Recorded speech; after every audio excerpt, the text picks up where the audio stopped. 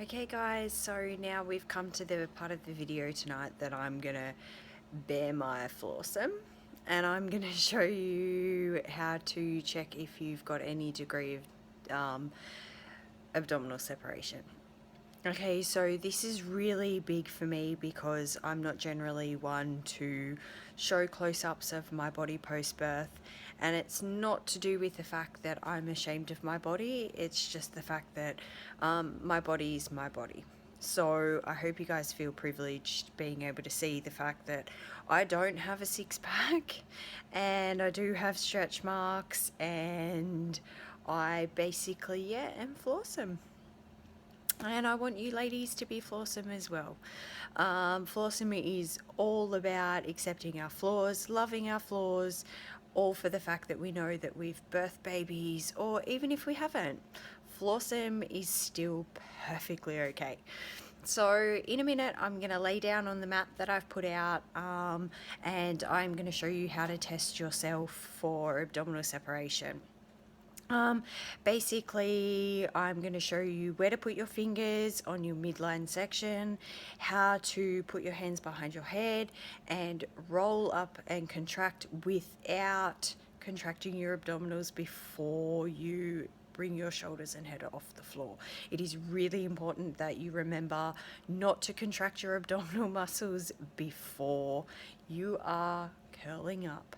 Now, you are not doing a sit-up, you're not doing a crunch, you are basically doing a curl motion to lift to where your shoulder blades just touch the floor.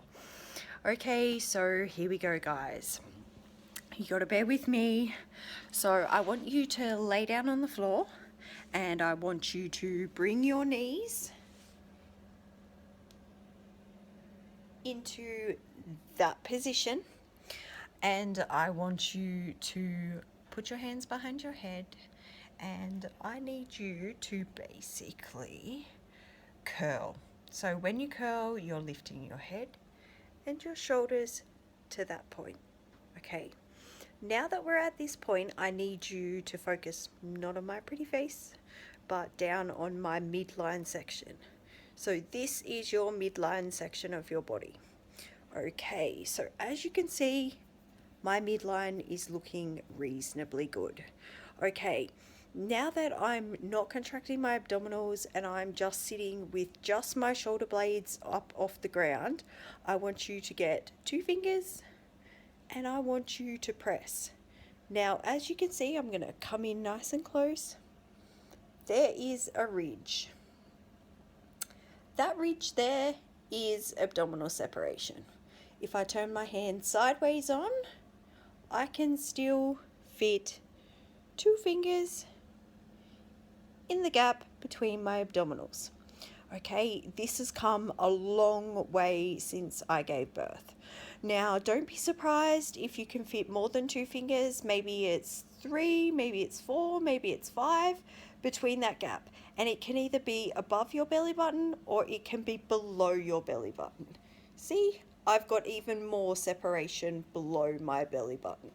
Now, the depth of mine is not too bad considering I've been working on the exercises, and I have no bridging anymore, which I did originally post-birth. So I'm going to sit up and I'm going to chat to you guys. So you've seen the positioning of your knees, you've seen the positioning, you need to put your hands, you need to push in to see the depth, to see if you've actually affected just your abdominal muscles or if you've affected the connective tissue below the abdominal muscles.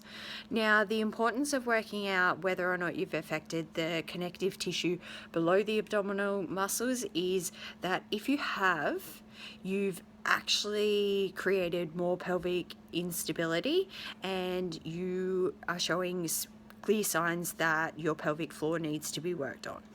So it is important to avoid, if you have softening through the connective tissue below your abdominal muscles, that you avoid all outer abdominal exercises and you work purely on pelvic floor exercises and aided